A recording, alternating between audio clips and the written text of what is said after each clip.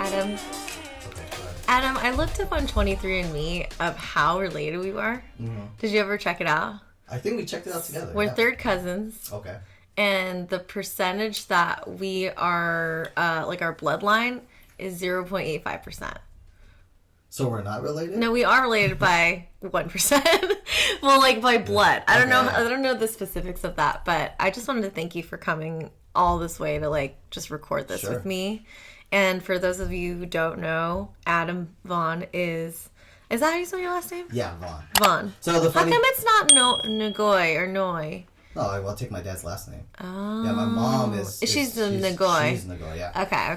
So Vaun in particular, I believe it's spelled originally V-O-N. Yeah. But I think when they came here, I think it was like one of my uncles, I don't know, it could have been Uncle Ted. Mm-hmm. He tried to spell our name, but he spelled it V-A-U-N, which is similar to I think it's the German way of V-A-U-G-H-N. Yeah. So it's when people read my last name, they don't think Asian or Cambodian, they think maybe European. Well, what do people think you like? What do people get you like confused as? Like when they're like, "Oh, are you? My God! Like, are you Filipino? Like, are you Korean? Like?" I'm sure. Well, I'll speak for myself. I don't think people know where Cambodia is or who Cambodian people are, especially me growing up in the 90s. I was born here in 1985, and I would tell them, "Hey, I'm Cambodian." They're like, "What's a Cambodian?" Yeah. I was like, "It's," and me being a little ignorant because I was kind of just born here and being American. I was like, "It's someplace in China next to, yeah." Even you didn't know where it was. I didn't know. And but yeah, I think growing up, I don't know for you. Like, I was struggling to find my identity growing up. Yeah. What do you mean? Like, talk to me about your identity growing up. Like, your parents have just come over from Cambodia, right. But obviously you don't know the rich history of what had happened to them in the Khmer Rouge. Mm-hmm. And, yeah, talk to me about your identity. Well, specifically when it comes to my identity is feeling... I mean, there weren't too many Asians in my school. Mm-hmm. So... feeling like I need to fit in with the other crowd was a challenge. I remember watching Fresh Off the Boat with Eddie, how do you say his last name? Eddie Huang. Eddie Huang. And I remember watching that first episode when he was going to school and he had to bring like lunch. Yeah. But the lunch box was like a leftover container of like whipped cream or something. I remember just feeling like I'm different and feeling a little embarrassed, but also feeling like this is out of my control. Like, well, this is just how my life is, so I just gotta accept it. But it was a struggle because culturally, our culture is just so much different from how the West is. But I guess what kind of helped me get through it was that my parents were also trying to fit in as well. Mm-hmm. So I think as a group, we were trying to fit in. Like, be American. Right. But, what did that look like for you and your parents? Like, what did it look like to be American? Like, were you taught the language? So I believe I was taught the language. I mean, I think my parents also were learning English through me as well. Mm-hmm. So I did grow up speaking a hybrid of English and Khmer. Okay. But now we predominantly speak English. Yeah. But I kind of resent that we don't speak more Khmer right now. I mean, my parents, they actually did not teach me Cambodian. They wanted me to be as American as possible. Mm. And so growing up, I only learned Chu Chow and English. Right. And I think that's really because, they had a lot of PTSD of, like, going back to Cambodia. Like, at that point when I was born, they had already said, like, we're never going back. Okay. Yeah. And I think this is, like, a lot of people's, thinking around it is, like, oh, we never want to go back to this country that they saw so much horrendous things from. Right. Yeah. Like, do you remember growing up and your parents telling them, like, what they went through? Sporadically. Mm-hmm. And I think I remember laying in bed with my mom, and you know how it is growing up, or maybe you don't, I'm just assuming, but we had my parents' house that they bought in like 1988 was a community home. Mm-hmm. So we had like 15 people living in there. Mm-hmm. So I shared a room with my parents until like 12 years old. Mm-hmm. And so I remember laying in bed with my mom, and she would tell me the stories that she went, like the stuff that she went through. Specifically, working in the rice field mm-hmm. all day long. Yeah. And to the point where her skin was like peeling off. I mean, they didn't give these people sunscreen. Like, can you just imagine like the Cambodian sun just beating on you while you're working for like 12, 13 hours out of the day? Right. It's so sad. It's crazy. And I remember she was just telling me like, if you do anything that they perceived wrong or shady, like you'll get killed, right? Mm-hmm. And my mom had my brother at the time, so she was trying to survive. But yeah, she would get emotional about telling the stories. I would remember certain parts of it, but me being so young, it's kind of hard for me to retain it. Mm-hmm. And especially when she breaks down and starts getting emotional and starts crying, I would start to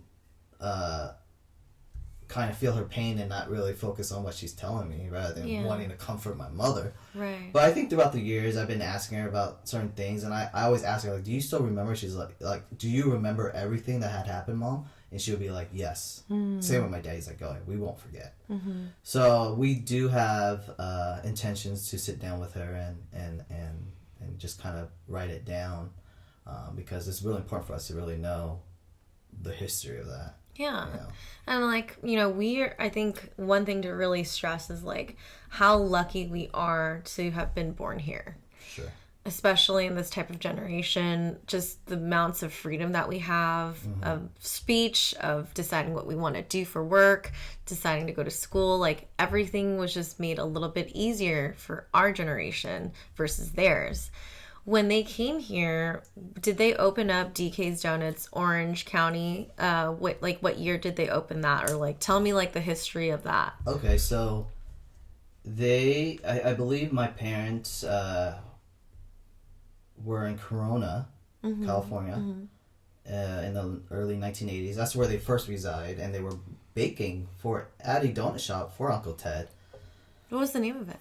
God, Christie Donuts, maybe. He named a lot of them Christies. Yeah, Christie. Do you know the origin of that, by the way? His wife, Christie. Yeah, I knew that. Do you know Aunt Christie? Have you hung out with her? Yeah, okay. I've seen them. Okay. I spent a lot of time with them in my youth. Mm-hmm. Yeah, I think it was Christie Donuts. My first thing I was like, Dad. So I remember asking my dad this question, mm-hmm. because us growing up in the donut industry, it was just the norm to us, right? Like we really don't question the origins of it. Mm-hmm. And I remember getting older, I was just like Dad, like, were you, when you were in Cambodia, and this is kind of me not remembering what had happened in the Khmer region, so I'm like, Dad, did you dream about being a donut baker? Uh-huh. Like I was like, Dad, I picture you climbing a banana tree, just staring out into the distance and being like, I want to be a donut baker. He's like, no, that's not what my dream was. But I asked him, like, what was the first thing you did when you got to America? He's like, I learned how to make donuts. Mm-hmm. And then that's when I started to connect the dots. And yeah, Uncle Ted sponsored my family. Mm-hmm. He taught my family the trade. After a couple years, they saved up enough money to purchase a donut shop in the city of Orange, where we still live, called Friendly Donuts. Mm-hmm. So Friendly Donuts is it's literally like maybe 2 blocks away from DK's Donuts. Mm-hmm. And then DK's Donuts went for sale, and my parents purchased that in 1984. Okay. And I wasn't born yet. Yeah. I was born in 85, so I was born a year later. I always make this joke, but there's rumors that I might have been conceived at DK's Donuts. I'm hoping that my parents sanitize their hands right after. No, I'm just kidding. But yeah, so that was the origin of it. So they purchased in 1984, and we've had it ever since. I've taken over and kept it in the family, and it's a big part of our family's legacy, and I want to continue to keep in the family forever. I mean, you definitely are continuing on in the legacy by even, coming back and deciding to take it over, which a lot of our generation does not do. Right. I've heard definitely many stories of like a lot from like both the parents of the of donut kids that we like to call ourselves the donut kid generation is like, oh, like they went to go study, now they are a doctor, like a lawyer, Right. whatever, and they're just educated and they've seen, you know, our parents work so hard, and Right. they've also worked hard in these donut shops for most of their lives. So it's almost this like, I don't want anything to do with this donut shop anymore. Right. Tell me about your first memory in DK's Donuts, Orange County. Oh my God. So I have an employee. She just had a baby. Mm-hmm. Shout out to Mia. She just had her first kid, and she brought her baby over to DK's for us to meet her. Mm-hmm.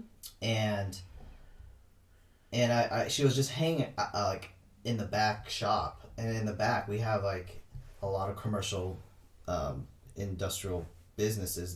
We have really large sink. Mm-hmm. Where we clean the trays and stuff like that, but you could literally fit a baby in there. Yeah. I remember when my dad used to pick me up from school and just bring me to the shop, like as a kid, to kind of keep me occupied. He would put me inside the sink and just let me play. Like he'd like, take off your clothes. hopefully the OSHA's not listening. But yeah, that's that was like, we still have that sink. That's the crazy thing. And it didn't really kind of come, that memory didn't come back to me until I saw Mia and her baby. I'm just like, oh man, like, I remember being a baby and just being in the sink. And I have so many memories there. It's crazy. And that's the reason why the place means so much for me. Mm-hmm. And we've talked about this. I mean, the business also represents like survival, of what my parents had to go through, and food on the table and roof over our head. So like, I could talk about so many memories, and there's so many. Just share a few with us. Oh, well, I'm sure like, it's very tempting. Any kid would do this, but when you see like icing everywhere, like chocolate and the vanilla, like you're just gonna stick your finger in there, right? Or the sprinkles. Did you ever eat the sprinkles? I didn't. Okay, so the funny thing about eating sprinkles raw is like it creates this like weird kind of film on top of the roof of your mouth, and you could like actually scrape it off because it just stays there. I don't know what it's from. The wax. Oh, I think it could be the wax. It's probably from the wax. So I just like, that was one of my earliest memories as a child. But man, I got some. I think more of the memories that really stand out is when I was like a teenager. Okay. So basically, your first memory that you now remember is you bathing in the sink, basically, because your parents. That's the thing that people don't understand too. Is like, we didn't have money for daycare. Like, we didn't have time to go to extracurricular activities. Right. All we had time is our parents picked us up from school and we went right back to the shop where they would continue working. And I don't think a lot of people really quite understand that unless they also grew up in a small business. Like if you're talking to like a lot of like the white friends that we have, Sure. like they got a chance to stay with a babysitter or something. Or like they had or a nanny or something. Yeah, like no, we kind of did it differently, and so that's where you see Adam eating sprinkles.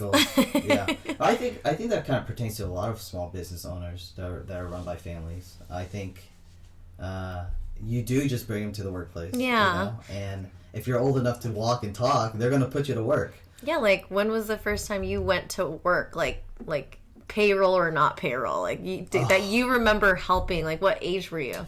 So I could honestly, I would say maybe 7. Mm-hmm. Maybe a little bit younger than that, but I still remember my parents taking me every weekend. Like I would not be able to. Saturday morning cartoons was a thing, right? Yeah. And I remember like going to school and people were talking like, "Did you see the episode of X-Men or Teenage Mutant Ninja Turtles?" And I'm just like, "What's that?" Yeah. Because my dad would take me. My parents would drag me to work 5:00 in the morning to help them out, and it wasn't necessarily doing anything, important, but like refill the sugar for the coffee, pick up the trash, and and there were times where I was like a little pouty. Yeah. Because I didn't want to be there, and I was grouchy, and I wanted to sleep in. My dad did a very effective thing to get me to kind of wake up and get to work. He would sneak up behind me and flick me in the ear. Oh my god. It worked every single time. And it stings so bad I didn't want him to do it anymore. But that was his nonchalant way of being like, you know, hey, like, be productive. And I thank him every day for that. I do that to my nephew now, too. It's funny. Well, you know, people think it's hard to get up when you're an adult early. You think that's hard. Okay, even as a little kid, like, you wanna watch Saturday morning cartoons. You want to just chill out. But for us, our parents had a very different idea. Said, hey, you've got it. Feet that you can run around in, you got your hands, like, let's help out the family. And that's just, again, this we talk about all the time of this, like, Western versus Eastern ways of thinking about kids. Yes. Our parents, obviously, they worked so hard doing what they did, but in Asia, when you are like about seven, you're already helping to work. Like, my mom was already helping my grandparents like sell Chinese donuts in Cambodia already at that age. She was already hustling. So this culture of like teaching your kids to like hustle early, that's definitely a privilege, but it's an Eastern thing that they've brought now to the Western. There was a saying that I heard on a podcast recently. You know, our grandparents had to walk 20 miles, and then their kids had to walk, 5 miles, and eventually they're going to be driving a Ferrari or a Tesla or whatever. And I get it now. Like, I understand why my dad was so hard on me is because, and it kind of makes sense also from the perspective because my mom would tell me stories that she didn't have transportation. Whenever she had to go get water for the family, she had to walk like 5 miles with buckets of water and carrying it from home and to wherever she needs to get the water. And that kind of message that I always kind of absorb from my parents is like, I have it good. Like, I shouldn't be complaining about anything. And we're very fortunate, and I feel very, very blessed, and getting emotional right now. I think about my mom and my dad. And no, I 100% like agree with you. This emotional thing that comes up, that when I think about my parents, they're still alive, but when I think about the sacrifices that they've done, or even the life that they lived during the time that I was their age, it's just, you just feel this like waterworks of compassion. You feel like, I wish I could have been there to help you. You know what I mean? Yes. Like, and that will always sit with us as these second generation kids. Yes. Is because we have heard their stories. We've seen the impact of like what happened to them in Cambodia. And I think that's also one of the reasons why I came back and helped my mom, is I just saw her getting a little older. I just saw, like, you kind of just see the progression of your parents, and you're like, I don't want them to work that hard anymore. I would rather take the bullet and do that than see them work even harder on top of what they had gone through. Right. I share that sentiment. Like, that's kind of been, I think we both share this in particular, is we gain a lot of strength from that, like just seeing our parents. I remember like my parents, because the house was always so quiet, like in the morning, but when it was like 3 o'clock in the morning, I would hear footsteps around the house, and that was them getting ready for work, right? And there wasn't a time where I didn't hear that when I was living with them, because there was no questions about it. They were going to make ends meet to provide for the family. But the funny thing is, we had a lot of compassion and sympathy, empathy for them. But I think to them, they're just like, this is nothing. Yeah. Right? I'm pretty sure they're like, I had to walk 20 miles to get water for the house. And I remember Mom telling me, I was like, Mom, what did you guys eat? I remember asking her this recently because we're so lucky and privileged to just order stuff from our phone and have it delivered to our door. And she's like, we have to fish for our food. I said, like, what do you mean? Like, from a fishing rod? She's like, no, from like a spear. And I asked her, I was like, and to feed the whole family, because my mom had like a bunch of kids, like 9 siblings. And she's like, yeah, sometimes we only catch one fish and we have to spread it out for the whole day.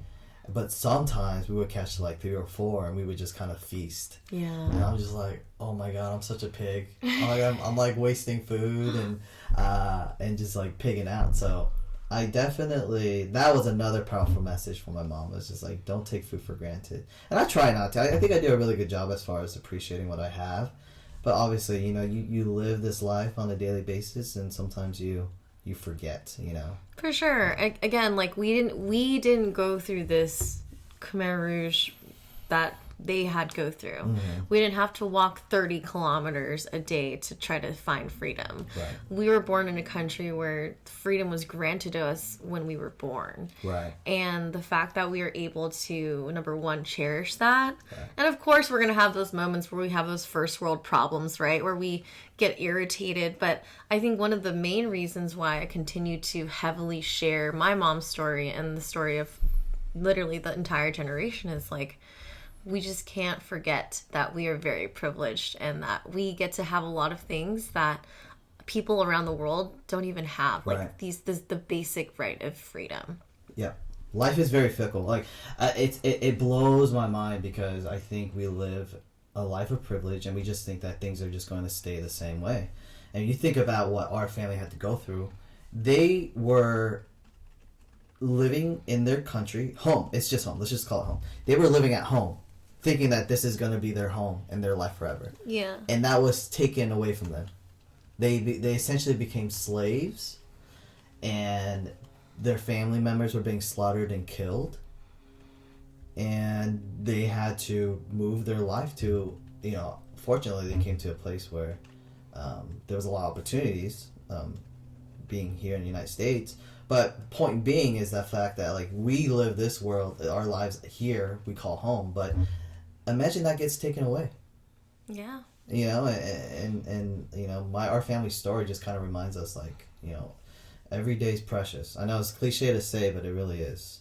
It's true. I want to focus on, like, your experience. Now let's fast forward to you as a teenager. Did you help out on the weekends? Oh, for sure. Okay, so did I. Yeah. I had customers who would, like, buy, like, my softball chocolates. Who would have to sell, like, a box, and I would always sell it all because I'm like, do you want to buy my chocolate?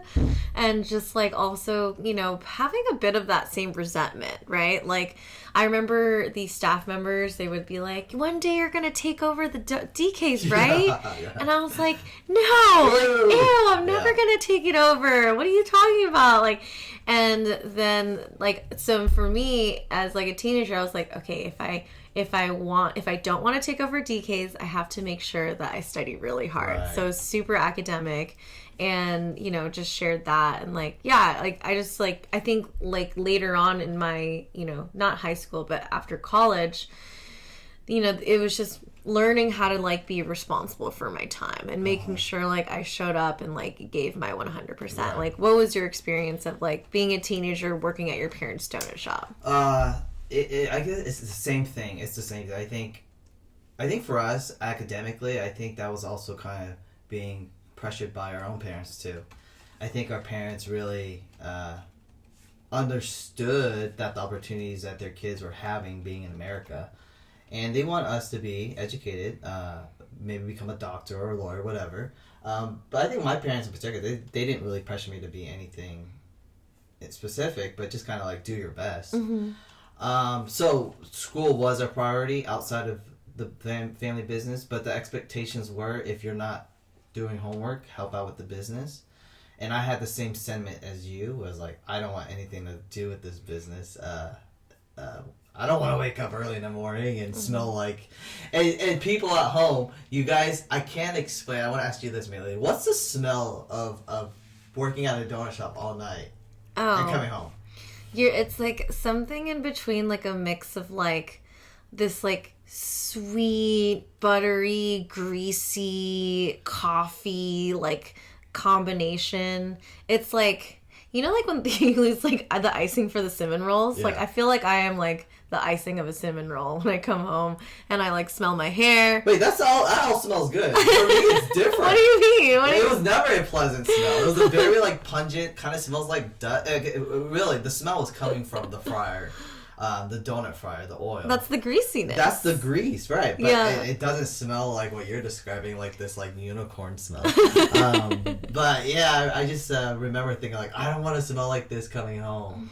But yeah, in my teenage years, it was just helping out where I could, and there was a time where I was resentment towards I would say my parents because, they wouldn't pay me. Mm-hmm. It was like it was free labor, and like being a teenager, you want to go do stuff with your friends, go out to eat and do this, and my mom be like, yeah, like I'll pay you, and then she'll slip me like $50, like every like week or 2 weeks, and I'm just like, this is not enough. So there was a time, but this was later on. I did go work for corporate America for like about 18 months. Okay, wait, this is before you went to college? After college? Yeah, it was during college. During college, okay. Yeah. Wait, so corporate America, like, tell me about your experience there. It was an office job. I was pushing mail for a loan company. Okay. My sister hooked me up with the job, and it actually taught me a lot because working at a family business, especially the ones that we kind of worked at, there wasn't that much structure. Oh, no. It was like no structure at all. And I remember going to work outside the family business. I'm just like, oh, this is what it feels like. Like, you have to clock in, you have to clock out, you have to be punctual. Like, all this stuff that doesn't really relate to working at a family business because it's just family, right? Right. You just show up when you show up. But it taught me a lot about infrastructure and all that stuff. So when I came back, I was able to kind of integrate some of that stuff. But yeah, I don't want to get too ahead of my time, the timeline. But as a teenager, yeah, it was just help out on the weekends, whenever you can, and do what your time allows you outside of schoolwork. Yeah. And then, so you went to college. Were you working at the shop when you were going to college? Yes. Okay. Yeah. And what was that experience like? Because now you're like older. Mm-hmm. You're like, you've passed the drinking age now. Right. Are you like, have you ever shown up to work hungover or like just like kind of forgotten and been like, oh, like I can't make it today? Like, did you ever have any of those days? I don't know. Let me ask you. How about you? Definitely. Of course. I would. Well, like, when you're younger, you're like, I can make anything happen, right? Sure. So I'd stay... You feel invincible. Yeah, so I'd stay out really late and then show up for work at, like, 4:30 and just feeling terrible. Or sometimes I would do graveyard shifts while my friends partied and they would come visit me. Right. Like, in the morning and be like, oh, we're hungry now. Yeah. So that was my shift. I held down the fort during the nighttime. So it was like a 10 p.m. shift all the way to like 7 or 8 o'clock in the morning. Yeah. I did that forever. So I had that same experience where like I couldn't go out and hang out with my friends. They would be going to the clubs. Yeah. And they're like, hey, let's go visit Adam. And like, and anybody who drinks or parties or knows how to party would tell you the perfect remedy for a hangover is a ham and cheese croissant sandwich. Oh, yeah. So I would have to make sure that's always ready 2 a.m. in the morning for all my friends or whoever is kind of trying to sober up. But yeah. And so, do you feel that what you studied in college applied to what you do now? Honestly, no. Okay. But, like, what were those skills? Like, what did you think, like, was going to happen after you graduated? Like, did you think you were going to take another corporate job or have something to do with your major? Like, what was your major? So, I went to a community college. I did get my associate's degree in marketing. But I think my whole time when I was going to school, I felt that... Okay, so this is kind of my origins with DKs, if you don't mind me talking about. Of course. So when I was in school, in college, I was trying to figure out what I wanted to do, right? I had a passion in music. I was pursuing that, and then I was changing it up, and I changed it to marketing, and then I was gonna go to major in business at Cal State Fullerton. I got accepted, and I was going to pursue that. Then I had to sit down with my parents and tell them, like, hey, I don't want to go to college anymore. Like, I feel the best schooling, especially for business, is nothing better than running the family business. Yeah. So I learned so much just being part of the day-to-day business, especially when I started to really pay attention to the details of how to run a business, was being at DK's. So what really changed for me was when I changed my major from music to business. And I did have some sort of an epiphany and I guess you could call it a maturation process. Mm-hmm. Well, I was just looking at my parents. I was probably like 21, 22. Yeah. And I was just thinking, like, what am I doing? Like, I'm not really doing anything with my life. I see my parents are slaving away so I could not screw up this opportunity. Mm-hmm. Like, I better just figure it out and help them as much as I can. So I started to help them out like 3 times as much. And I think during that process, that's when I started getting a passion for the business. Yeah. And it kind of became a bigger role. And I think that's what changed it for me. At that point, I was like, I don't care what happens to my life and my career. I just want to make sure that my parents are taken care of. For sure. And I think that's kind of what changed everything for me. Yeah. And like I don't think everybody has that same epiphany though, because again, like so many of our generation are donut kids, but they decide to not come back. Right. And I think for you really like did a really big analysis of like, okay, well actually, you know, if I love business, like why not run this business? Right. Like I already know like some parts of the business. I've been here for a long time. Like why not? Right. You know, like I feel like in many ways you've been training for this for your whole life. So at what point did you fully take it over? I would say probably 23, 24. Mm-hmm. And what year was that? I forget. So I took over in like end of 2012, early 2013 because I graduated 2012. Okay. It could have been a little bit before that. So I have an older brother, Mike, and he was supposed to take over the business. So my whole goal was to support my parents, but also support him. But he had other plans. He decided to move to Texas with his family and open up his own business. Donut shop? Donut shop, yeah. Okay. So I think that was sort of another catalyst in my life to be like, well, shit, I need to step up. Like, you know, I don't have my brother's 10 years older than me, so he was someone that I really like looked up to and leaned on. So I had to grow up fast because at that time I didn't even know how to make a donut. So I was kind of like, you know, it's like you don't have a baker. If the next person can't do it, then the owner has to do it. So for me, it was kind of, okay, I gotta learn how to make a donut. I don't know how to do that. So when he moved, I think that's when I really stepped up and really kind of support my parents as much as possible. But even that wasn't easy. And I guess we could kind of talk about this.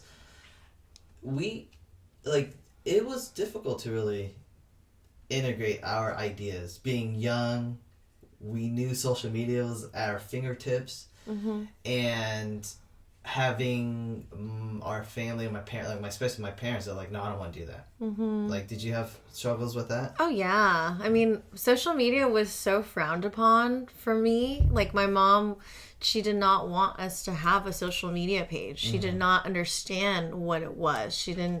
She just saw me taking pictures of things and videos and Getting distracted. What am I like you know, doing my thing, and she's just like, why are you doing that? Yeah, right? yeah. Like that's her first thing. But when she started to realize that I was creating a digital footprint where people could like literally find us from all over the world. We were getting people from all sorts of walks of life. Yeah. And like when she saw that it wasn't just our regulars coming anymore and that this was like a tool that I was using, then she kind of understood it. But it took her a few years, honestly, before she like even was like, oh, social media is important. Right. She did not see. That was like a big change that she did not stand by. But in retrospect, you do realize how profound you were in not only changing your own business, but the trajectory of all the other donut shops. Yeah. So you're aware of that, right? Now that you said it, yeah. I've talked to you about this privately, but like even you brought business to my business, and we're like, you know, LA, Orange County. I mean, it's close, but it's not that close. I remembered used to drive me crazy. People would come and ask us like, "Do you have ube?" I'm like, we don't have ube. that's Santa Monica, and we're doing ube now. And I did message you, and I was like, "Can I get your blessing to do it?" But yeah, I remember like a lot of the things that you were doing and pioneering was actually coming. That's when we knew you had an impact on the industry. And like, I hope you know that. Like, you know that, right? I do know that now. Yeah. But when I was doing it, I did not even think about that. Sure. I was thinking about what can I do for marketing. Yeah. That doesn't cost anything Right. that we can do because, there's no marketing in the budget that we have from our family members. Our family was so old school. Like so if I even wanted to put a flyer in like a yearbook, they would still say no. Yeah. So social media it's free. Like that's the thing. It's a free thing, and it took, for me, consistency, staying aware of the trends, and just like being there. And like, again, like you said, your parents probably would never do social media for the business. Right. They probably did not know how to figure that. And honestly, it's pretty funny to see a lot of the old school like donut shops try it, because you can tell like the person behind, it's like broken English or just like they're like 5 years behind. Yeah. Yeah, they're using still using Facebook. Yeah. I guess I'm kind of on that boat. Like, I don't use TikTok, but I use Instagram still. And people are like, you gotta use TikTok if you want to get the young people to come here. I'm just like, oh, I don't want to learn. I'm getting too old for this. It's easy though. I know. It's just, I could figure it out. It's just a matter of I will. You get older, you get set in your own ways. But no, I need to give credit to my girl here. Like, you were so impactful. Like, I'm so proud of you, because not only did you have an impact on the industry, like, you had a footprint, like, on our family's legacy. Like, you really put it on the map. And there was a time, I would admit, like, I was very envious of it. I was just like, oh man, she's killing it. But it just kind of, like, I always say this, like, enviness is a roadmap to where you want to be. Yeah. So, like, you really, like, drove me to be better. So sure. I thank you for that. Thank you. Yeah. No, that's super kind. And again, like, for me, when I was working at DK's and doing my thing, like, I was just like heads down working. Like, I didn't really hear about what people thought about me, only actually from you, and also from our Bake Mark representative. Mm-hmm. He was like, Maylee, he's like, do you know how many donut shops are mad at you or like jealous of you? Yeah. And I was like, what are you talking about? And he's like, look at what you've done. Like, look at, and like, for me, I never looked at it as like, haha, like I'm doing, it was like, no, like I'm grinding right now. And I'm not really looking at anybody else except for me, but also to know that I made that big of an impact on your business and a lot of other donut shops. I mean, that means a lot to me, that I've made my impact in that sector. I mean, you could look at it this way, like, Uncle Ted came to America and changed the donut game. I like to think that he was the first catalyst and you were like the second, And I'm hoping that there's somebody after us that's going to really carry the legacy. Who's it going to be? Which donut kid is it going to be? Is it going to be your donut kid? I don't have any kids yet. I do have a niece and nephew, but I don't know. Are they working at the donut shop? No, they're lazy. I have to. So with my niece and nephew, I've become my father. I've become my mother. So I always have to tell them, and I always use my parents as an example. So whenever they make excuses, I always tell my nephew, I was like, there's a saying I have with my nephew. I ask him, I was like, what did Grandma and Grandpa have to go through? And he says, a war. I said, and the second question is, and I say, oh, why did they go through the sacrifice they had to go through? And he says, for us to have a better life. Mm-hmm. And then the last question is like, so what do we have to do about it? He's like, work hard. So every time he has an excuse, I always have that. It's a new saying that I kind of go through with him because, you're a teenager, you make excuses and you really don't have enough experience to just kind of be like, okay, I need to do better. But yeah, I don't know if it's going to be him. I really, it does make me a little bit sad to think that, and it's a very unique thing, right? Like, I want to ask you this question because we grew up in this business, the donut business, and it was the norm to us, right? Because we just grew up with it. Yeah, I thought everybody had donut shops. Yes, I just thought that everybody had donut shops. And you realize, like, our family it was part of a very unique legacy, not just for Cambodia, but Cambodian Americans, right? Mm-hmm. Like, we're like part of donut royalty. And it makes me sad to think that it might end with us. But you never know who's going to come out of the woodworks, though. Like, I don't think my mom and my dad ever thought I would step back into the business. It was a complete surprise for them. Right. So you never know. Don't be such a downer. No, I'm not being a downer. Okay, so let me ask you this. I'm flipping the table on you. I'm going to be a host. I know you just sold DK's Donuts in Santa Monica. do you have the itch to get back into the business? Or do you see yourself in the future maybe opening up another, I don't know, donut brand? I think for me, now that I'm out of the donut game, I think the sky's the limit. I've been really enjoying just prioritizing my self-care and just loving myself, because as a business owner, I felt that my role model was my mom, right? And I saw my mom just sacrifice so much of her own time, of her own self. And I did the same, because I was like, this is how hard you have to work. You have to suppress everything. Right. And now that I've it's almost been a year since we've sold it, and I've just been really enjoying time to myself. And I wouldn't say that there's no, it's not a no for a future donut brand, but it would just be on my terms. I feel like I know what it takes to create and open a successful donut shop. But in terms of my own lifestyle, I don't think I'm ready to sacrifice that at this time. Because it's a grind. People at home that are wondering how hard it is to run a donut shop, it is so hard. I'm pretty sure with you, people always ask you, how do you get started in this business? And what does it take? And my simple answer is will. You just gotta have the will to get up in the morning, and it's not easy. It really is. I mean, it's very glorified in a way because everybody loves donuts. They see the sprinkles and the chocolate and all that stuff, but there's a lot to it that people don't know, and there's a lot of upside and there's a lot of downside to it. What do you think got Uncle Ted getting up every day to do this? I don't know if you mentioned it in the doc, but I would presume it was what happened at home, right? I mean, I think from the film, and he's mentioned it before briefly, but it was being a father and a husband, right? And I think any parent could relate to that. You're not gonna think about anything but your family when it comes to supporting them and providing for them. I think in Uncle Ted's case, it was just donuts is just the thing that's in front of me for now, you know, and he maximized it to the potential. So growing up, I actually was not really, my parents did not really want me to hang out with Uncle Ted. I heard this name in the room, but I didn't know who this person was until I was a lot older. Actually, when I started doing my own research on who he was. But, within our family, he's got a different reputation. He does, yeah. So, what was your relationship with Uncle Ted? So, my relationship with him was nice, especially early on. Did you ever visit him at his, mansion? Yes. Or was that... Okay, yes, I never been there. Well, it was in Mission Viejo, so it was in Orange County. Yeah. So, we were all pretty near each other.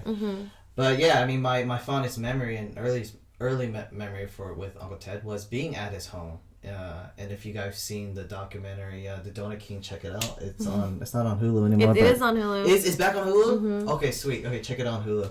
I remember just being at his mansion and just thinking whoa, this dude's rich. Yeah. I didn't know why. Describe to me, what it looked like to you as, little Adam, though, Okay, so, when you're a kid, everything seems bigger and larger. Yeah, you're whoa. Obviously, it was I believe it was a double door. It's funny, when I saw in the documentary, I was just it doesn't seem that big. Right? But I just remember thinking, high ceilings, just, the stairs were kind of rounded out. I think back then it wasn't common.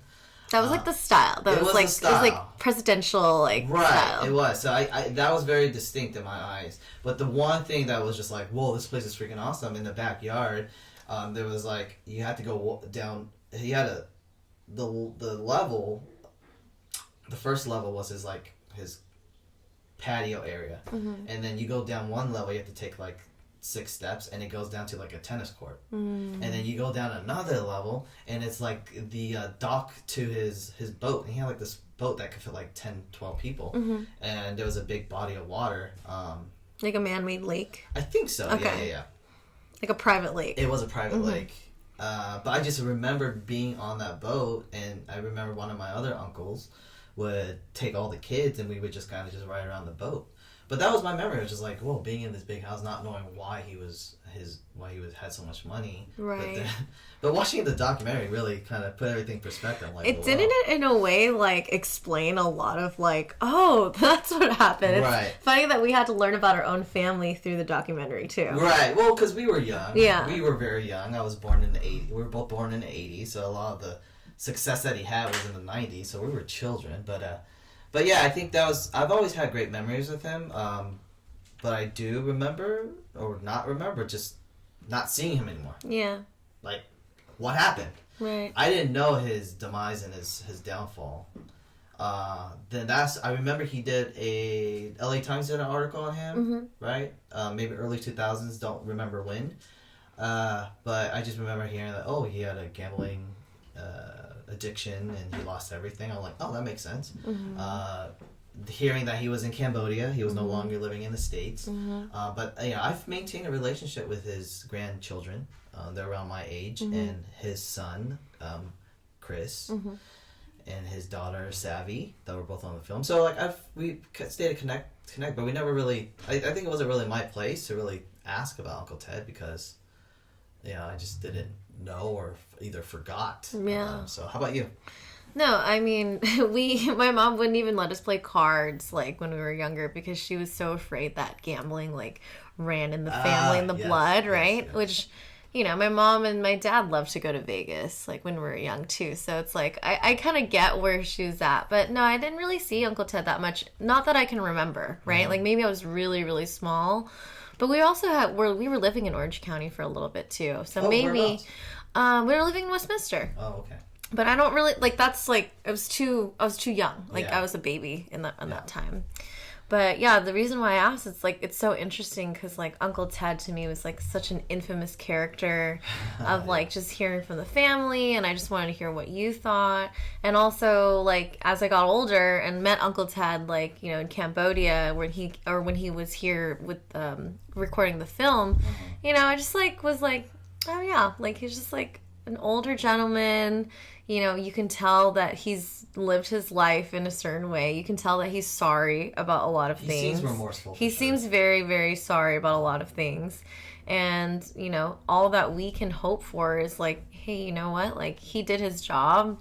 It wasn't, he wasn't a perfect man. Sure.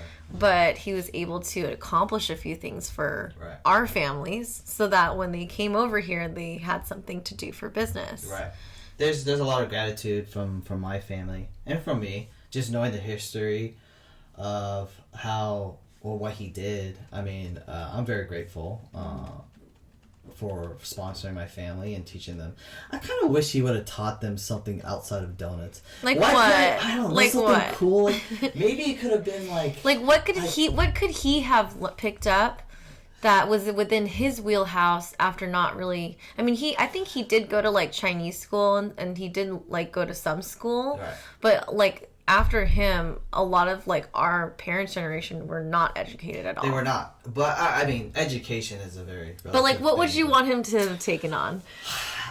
Something that doesn't require, like, wake up early in the morning. I don't know, like, maybe trade stocks. I don't know, learn about crypto back then in the 80s. We didn't even have crypto, or we didn't even have DSL. You should have created crypto.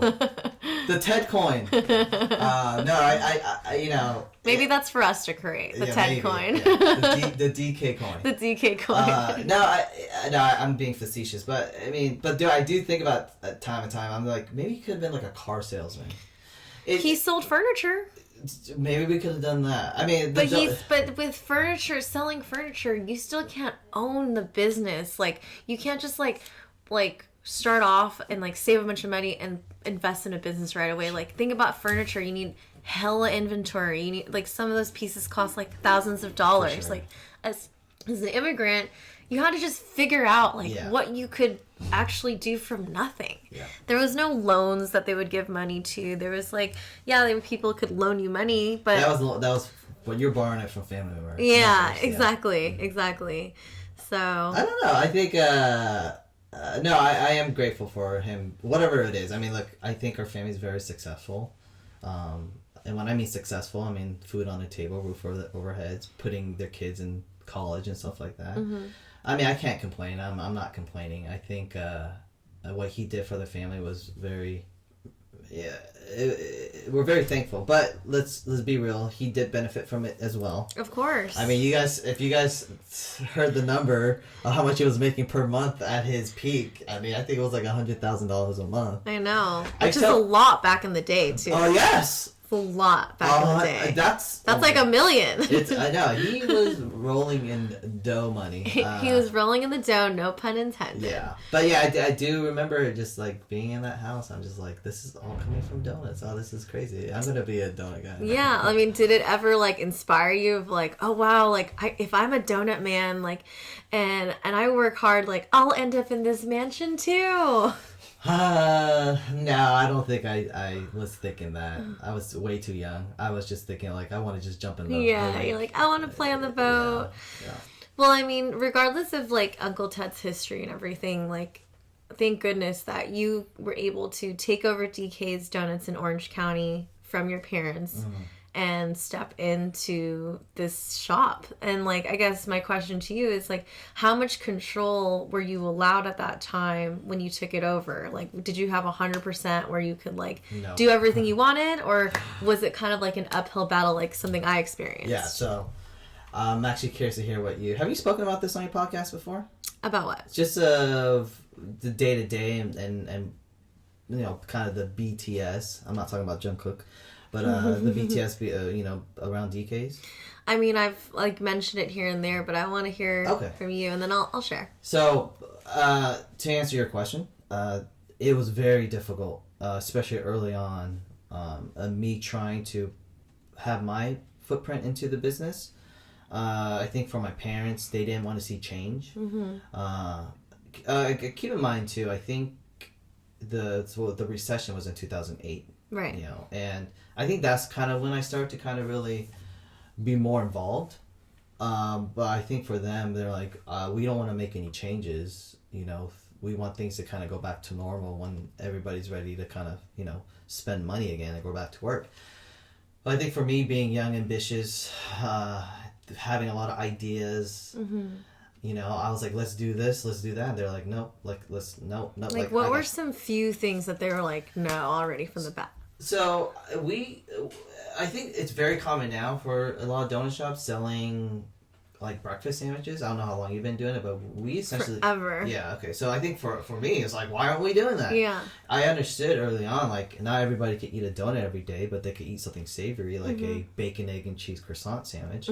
So I wanted to integrate that, and I think they were thinking like, well, that's more work for us. Like, you're just gonna just give us the idea. But I mean, for me, I was like, no, I'll set it all up.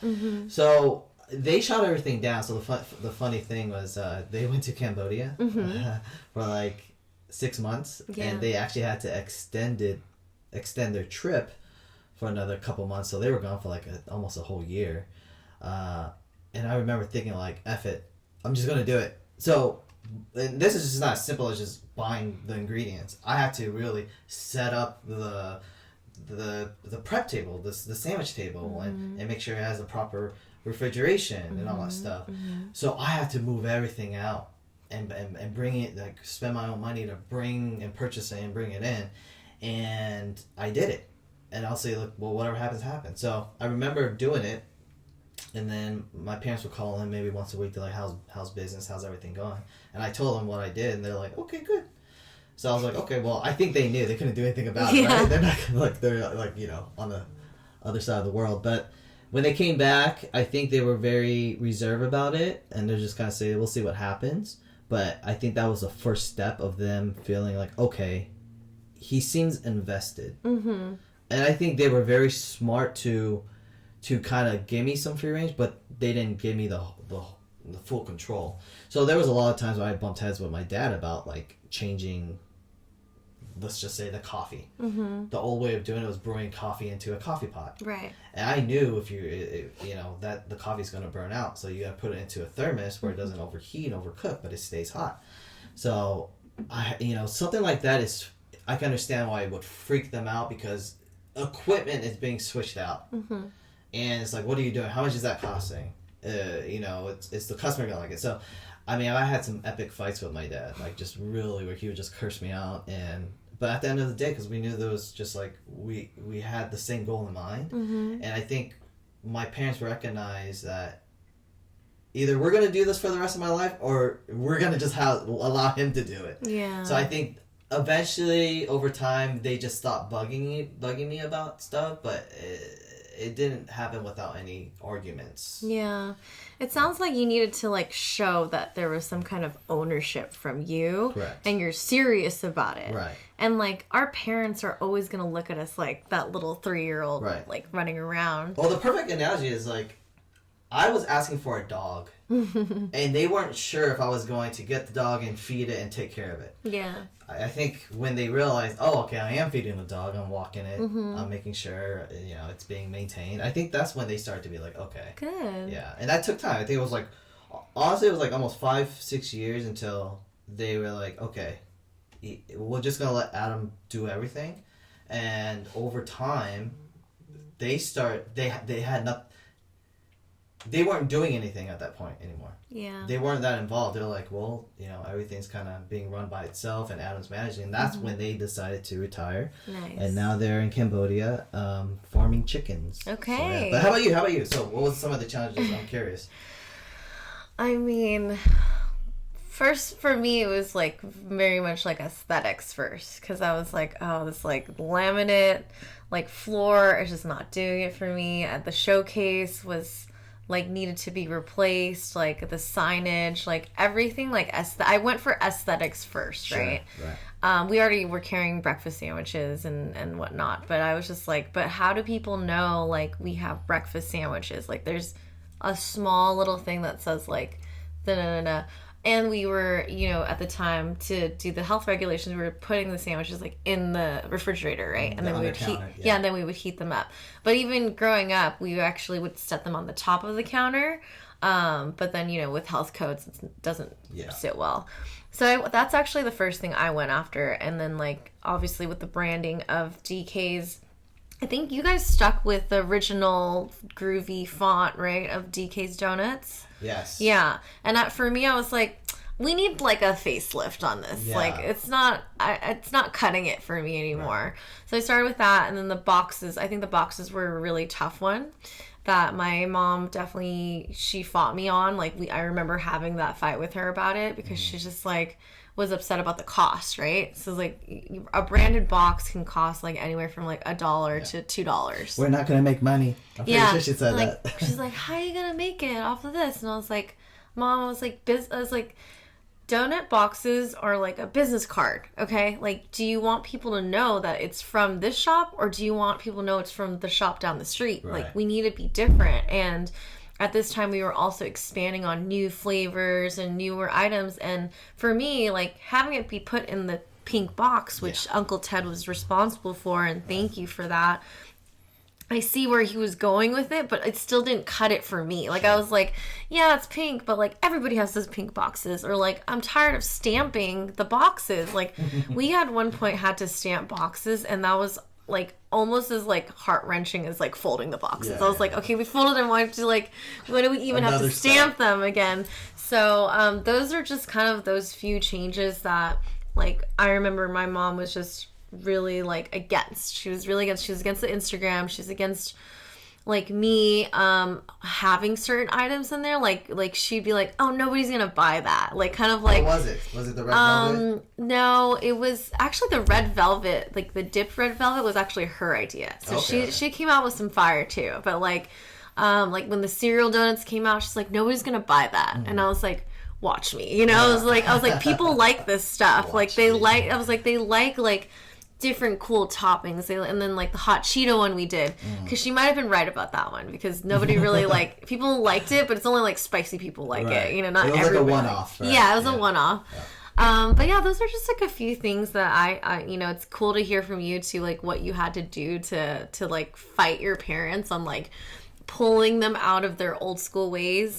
And then you have to understand too, like the way they do it, it's like they have their business, they're making money, cool. Like, it works. And you'd be surprised that even to this day, there are a ton of donut shop owners who are still fine doing just that. Sure. They're fine with taking home a bit of money, saving it, and, you know, moving on with their lives. And then there's the business owners who are hustlers. They're like the people who want to keep expanding and keep going.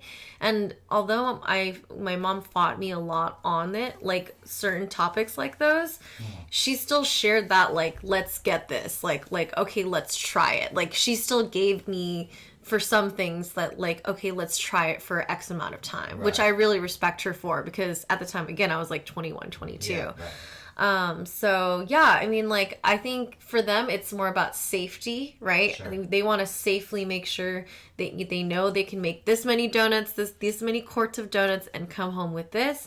But like for me, I was always thinking of like innovation and expanding on like what, like how can we remix this? How can we make this so that we stand out? Right. Yes, I think I had the same mentality too, and it's very tricky too because like it is a copycat business.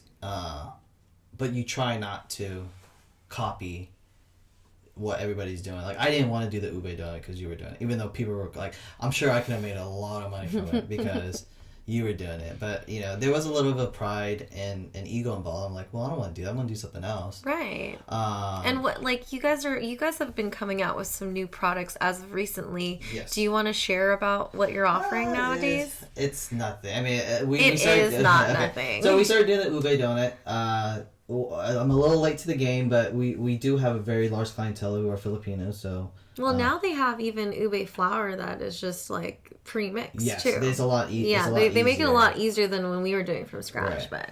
And I've been focusing a lot of, like, the pastry stuff, like croissants. Like, I'm a big fan of Portos, and they have, like, this cheese roll that we're trying to do. Okay. We do, like, a croissant muffin, which is called a cruffin. Cruffin. Yeah, cruffin. That was up north. Somebody originated in, like, San Francisco. I have heard about the cruffin. Yeah. Like, we even would get some requests for the cruffin, but we already had the cronuts. So we were like, we're good on our croissant donut. But aesthetically, it looks beautiful. Yeah, oh my gosh. I know. I saw you post it. Yeah. So it looks so good. Yeah.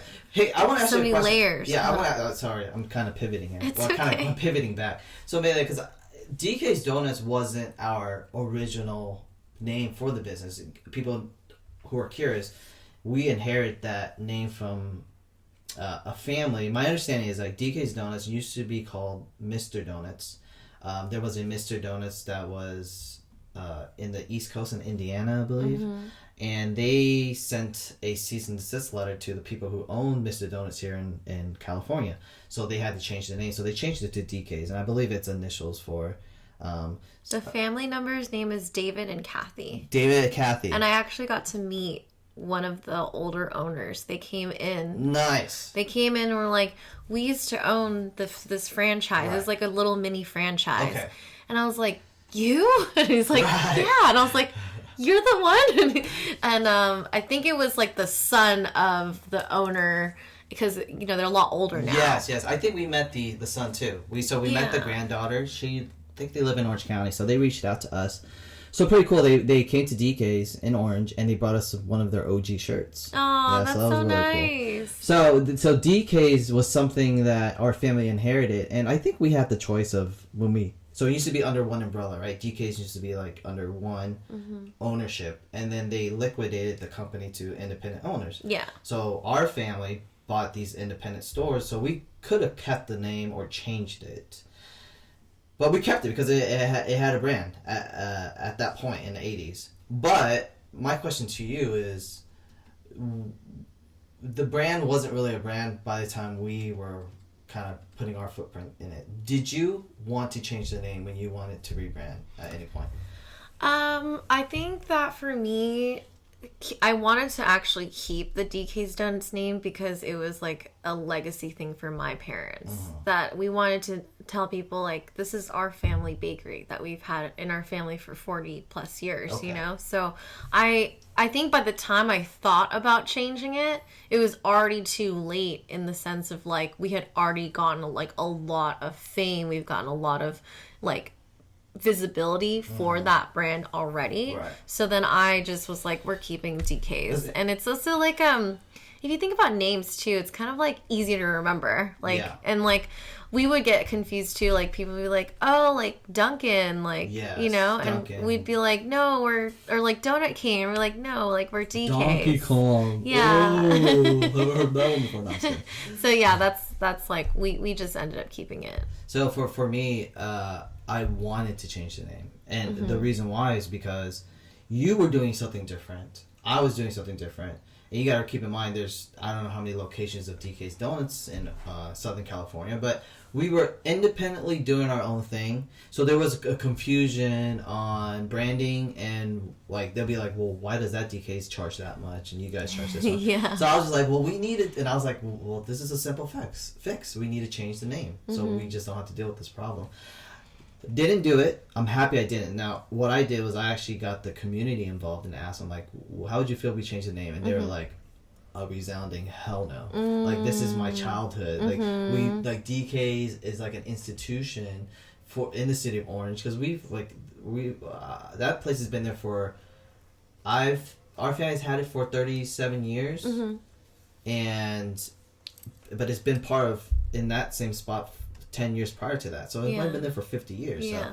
So that's when I was like, okay, I can't change the name. I just gotta, deal with all the weird questions. Yeah, and that's the thing. People get really confused. Like, people call us all the time and be like, oh, hey, I'm here to pick up my order. Yes. And I'm like, okay, well, what do you mean? And they're like, I'm at the Orange County location. I was like, that's not us. We're in Santa Monica. Oh, yeah. Really? You got that? We got that a lot, yeah. So we got, I think, because you were sort of being the more creative one, and you were the DK's Donuts. Like, when it comes to DK's Donuts, I take pride in being, like, second to you. But I'm pretty sure a lot of the smaller donut shops, DK's, that weren't doing as well as we were, they were getting a lot of questions. Oh my gosh, yeah. I'm sure they got, like, 10 times more. Yeah, exactly. So. I feel like at least you could, like, answer them and be like, oh no, like, that's like, my cousin's place. And right. But like, I feel like the other Cambodian, like, they might have been older generation. What? They're like, what are you saying? What are you talking about? Like, but then they probably were like, oh, Dub, all this new business. Yeah, for sure. But it also goes to show, like the power of marketing and the power of social media is, like, people will, like, gravitate towards that name because they have that reputation. For sure. They're going to walk in expecting that DK's quality when they walk into a DK's Donuts. Well, for you. For me, maybe not the smaller ones. No, you're right. I think, and that credit to you, like, because you really kind of upped the brand. So there was expectations for what they're going to get at DK's. And unfortunately, because I don't do that as much anymore, but I will go through the Yelp reviews. And some of the ones that don't have many reviews, they'll be like, oh, this is not the same one. Like, this place sucks, Oh, no. Like, they don't have the Ube, or, like, they're not open 24 hours, because you were 24 hours. Yeah. We were 24 hours. No longer 24 hours, but we still stay open late. But there's some DK's, a lot of the donut shops that close, like, at noon. Yeah. So, I think, like, I feel sorry for those ones, because they would get, like, some of those 1-star reviews because of that. I know. Before we dive into the golden nuggets, I heard that you have some questions for me. Yes. We're doing this now? We're doing this right now. Okay. So what was the weirdest request you ever got? Like a product or like custom a service? Yes. A custom donut? Oh, wait, so, yeah, sure. Both. Now I'm curious. What weird service would you guys provide at a donut shop? No, like, I think, like, for me, there was really, like, no weird requests. Like, right. you could come to me and be like, I'm looking for, like, 1,000, like, Marvel-themed donuts, and I need them to look like this. Like, I've seen a lot of different people come up to me with designs that are nearly impossible, and they're like, can you do this? And can you do this in, like, 2 days? So those are, like, the types of people that I've come into contact with. We used to make, like, penis donuts. Yeah. And there was just, like, very graphic of, like, how they wanted their penis donut to look like. I think you use, like, curly chocolate to make it look like pubes. Yeah, like, we used, like, chocolate sprinkles. But they, like, took it to, like, another level. Like, they're like, okay, we want half of it to have, like, the Nutella oozing out of it. And then I want it to be, like, propped up and, like, done like a certain way. So again, people are going to make that request, but for us, if we can do it, we would have done it. But if we can't, then we just tell them no. I'm sure for you, because you guys are just killing it. Like, you probably have to say no a lot of times because it's hard to just produce donuts just for the day-to-day business, and accommodating custom orders is just like, it could throw you off, you know, just for the whole day. So yeah, you just really have to manage expectations at that point. You have to, you know, be really realistic. Like, for example, when we do our custom donuts, we do everything by hand. Like, we're drawing on icing by our hands. So if it was very intricate, I'd be like, hey, like, we don't use fondant. Like, we don't use anything that is like a kind of a print on. Like, everything's handmade, so I can't guarantee it's going to look as clean as this Pinterest thing they're sending me. Right. Yeah. Right. So did you get a lot of complaints? Like, well, it doesn't look like the picture. Yeah, absolutely. Yeah. But that's when I learned. I was like, hey, I can't say yes to everything. I have to be like, hey, we'll make you a sample. It looks like this. And that way they're happy, and that way you're happy. And you know, like, it's going to go well. Okay. I mean, there was one time where we had these like pink, you know, the pink ribbons for Breast Cancer Awareness Month, but we did them like cronut style. But so then they ended up looking like penises, and they were really, really upset. And at that point of that order, I learned, okay, I have to make sure I make samples for them and say like, hey, this is what it looks like, to manage their expectations. Right. Yeah. Trial and error, right? Trial and error, for sure. What was the weird service that people would ask outside of the request? Not really weird, but they would just say, hey, can you bring the fryer to my house? Oh, really? And set up and make fresh donuts there with your whole setup. And I was like, no, like, we can't do that. I know there are services out there that do that, but it was like, we can't move our operations. Like, it needs to be here. Right. We can, like, deliver it to you, but that's more of what it could be. So you answered the question I asked you earlier, like, the impact that you've had on the industry. And not only the industry, like our family's legacy. Let me ask you this again, like, has it been lately that you really understand the impact you've had, or it's kind of been happening slowly over the years? You know, I think when the Doughnut King documentary was done and came out and was starting to become successful, I think that was when I first realized, like, oh, hey, like, I kind of was at the forefront of this. But during the time where I was building it, I was just working really hard, and I wasn't really, like, thinking I was responsible for it. Yeah. I was just, like, heads down working and making sure we could get through the day. Yeah. We could get through the order. We could get through this month. We could get through this year. Yeah. And I don't know. I feel like now that I'm like have stepped away a little bit and like really like looked at the impact, and I, you know, it is really humbling, and I feel really grateful that my parents gave me that space to do that. And I'm sure you feel the same way, where it's like there obviously are so many times where you're like, oh man, like, why did I have to be stuck in this position? Whereas you could change and be like, I'm so thankful that they gave me this space that I could be creative, that I could like show and learn business, that I could like create the story for our generation and Cambodians so that everybody could know our family story. That's very true. Well, I want to just say this. Even though, I mean, we both give credit to our parents, right? Because they kind of laid this foundation for us to kind of excel. But think about how many people that are in our position, Doughnut Kid. There's not many of us, and you had to put in the work, right? And you had to execute, and you had to be successful, and you did it.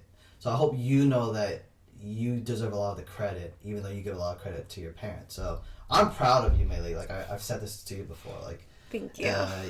Especially that your family, like F this stuff about being first, second, third cousin. Like, no, your family, you're my cousin, right? And just knowing that, like, what our family has done, and you're carrying the legacy and kind of telling the story, like, that makes me proud.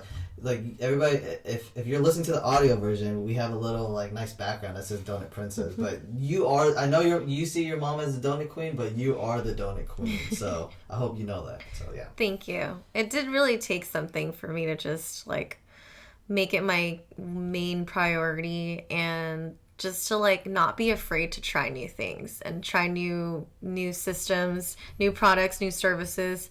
And they could have been a bust. There have been many busts before, but for the ones that were successful and did count, it made a difference. I think that's one of the benefits for us of being in a family business, is we did have a lot of room to make mistakes and not be crucial effort. Like for someone who does work in a 9-to-5 job or has a boss, if you make mistakes, you will be penalized for it or you get fired.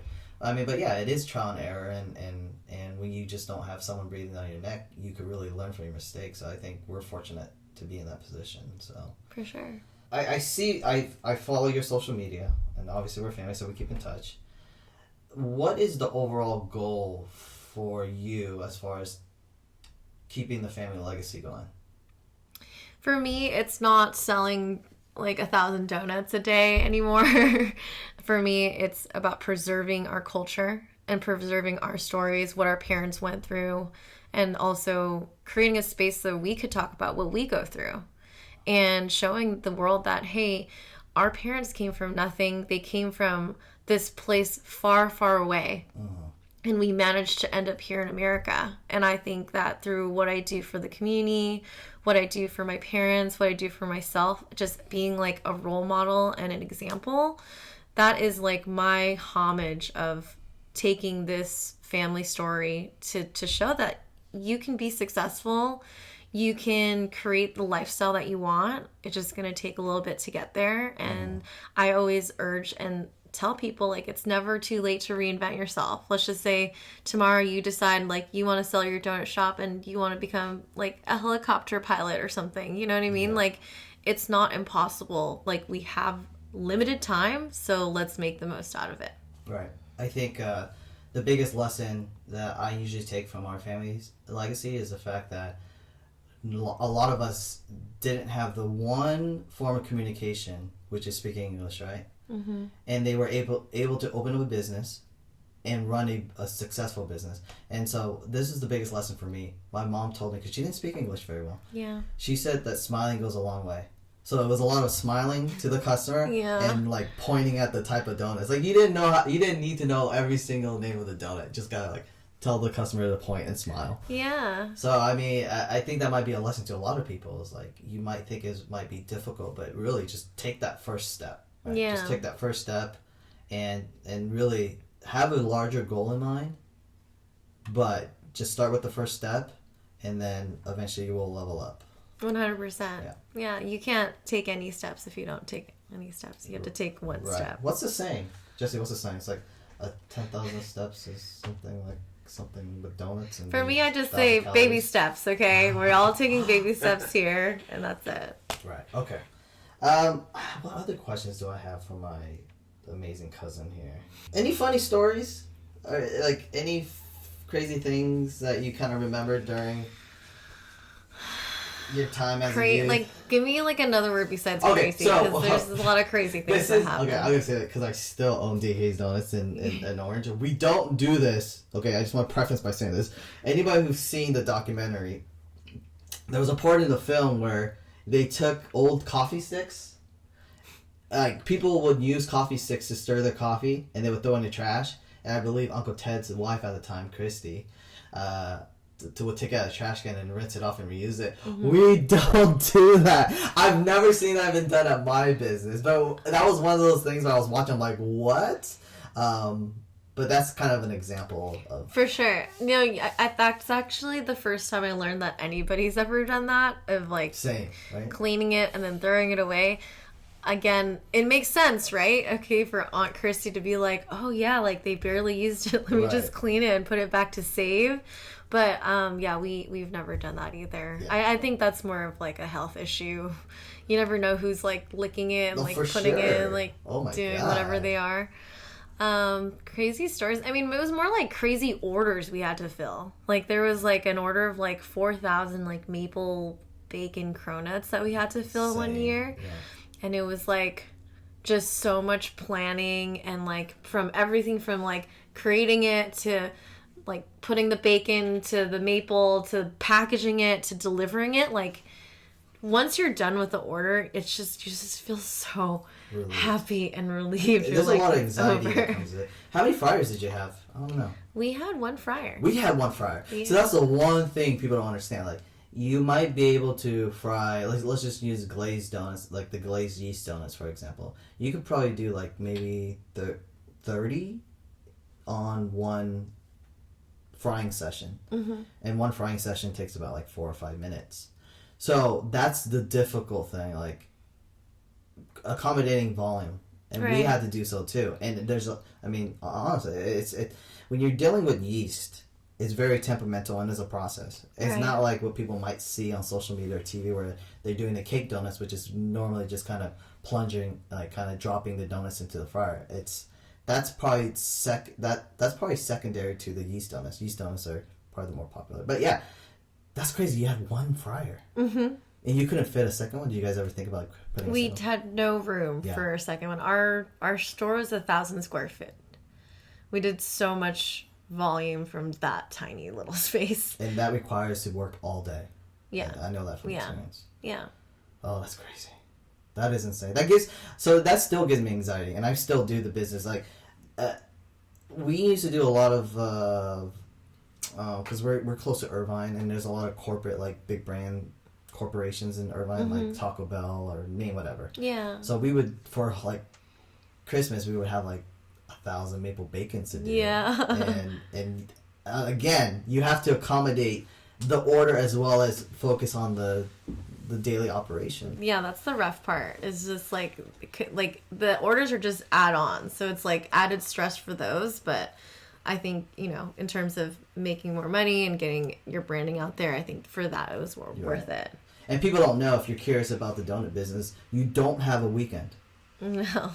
My anxiety comes from like Thursday all the way through Sunday evening, because it's really busy. That's when we do our most businesses on the weekends. Yeah. But when people ask me when I have free time, it's really just like Monday and Tuesday. That's when I could kind of recoup and just kind of collect and let my body catch up. But yeah, if you're thinking about getting to the donut business, I hope you don't like your weekends, because you're not gonna have weekends ever again, especially if you want your business to be successful. Yeah, that's what I actually wanted to ask you is, like, could you share 5 golden nuggets or tips on anybody who wants to create a donut shop? We can use that one as like the first one. Sure. So you forget your weekends. All right.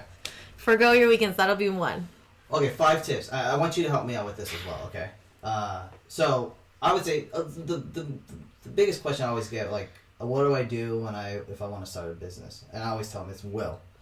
You have to have the power to, like, get up early in the morning and learn how to make the donuts or do the donuts. But it's your peak hours for donut shops is from like 4 a.m. to like noon. And then it dies off depending on the business and location, of course.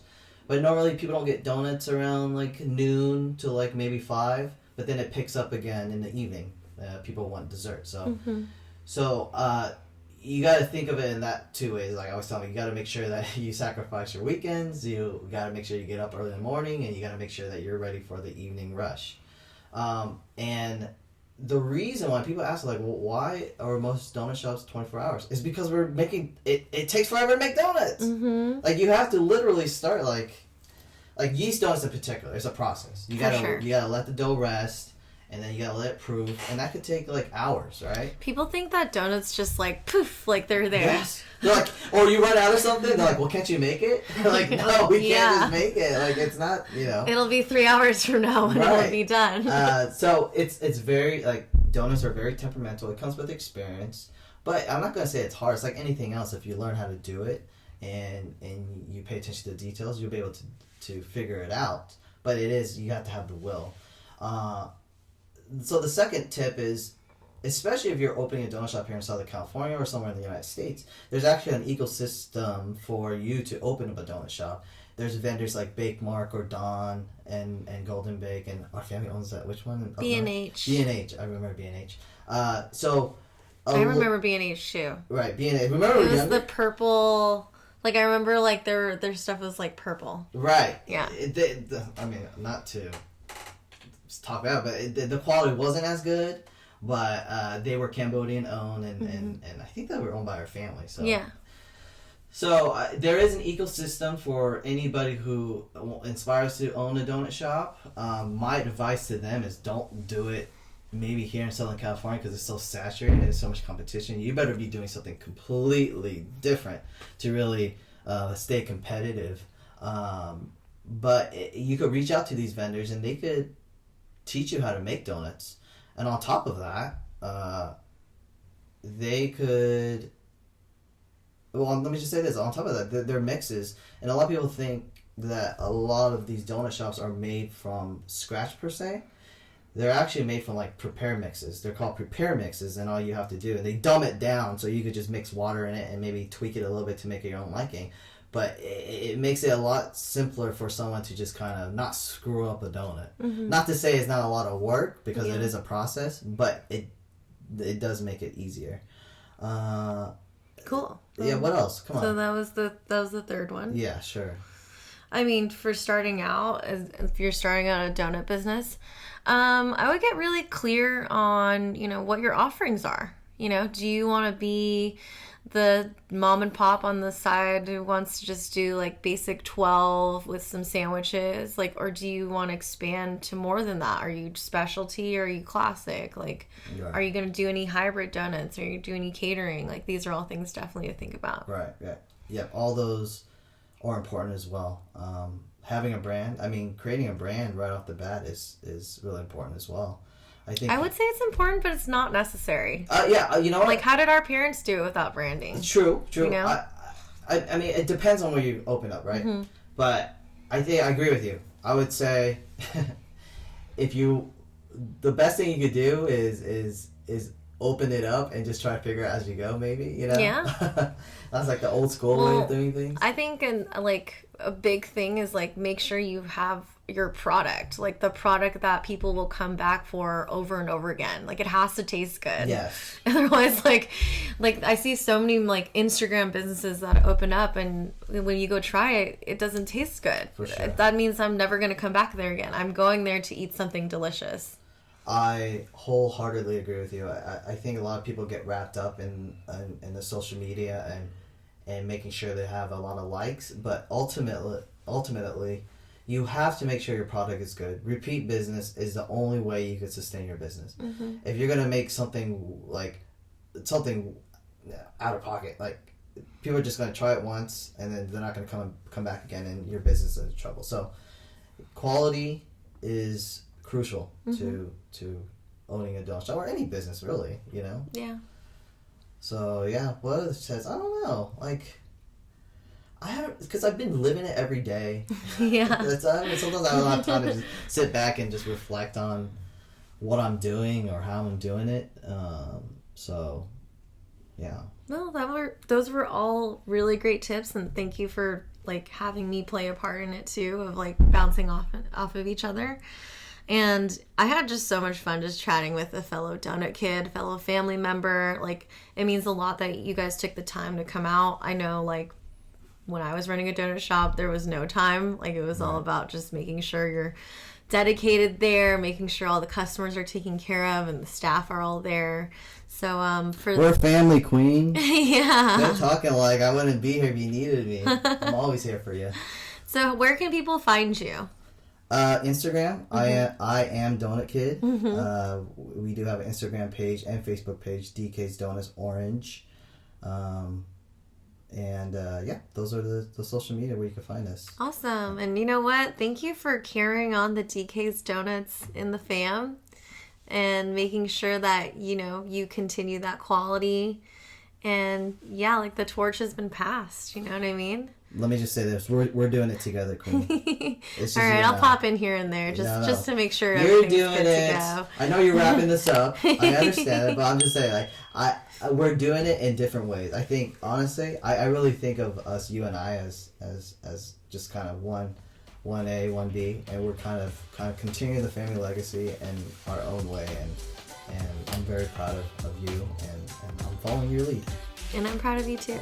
Thank you. Thank you. Thank you so much for coming on, Adam. You're welcome.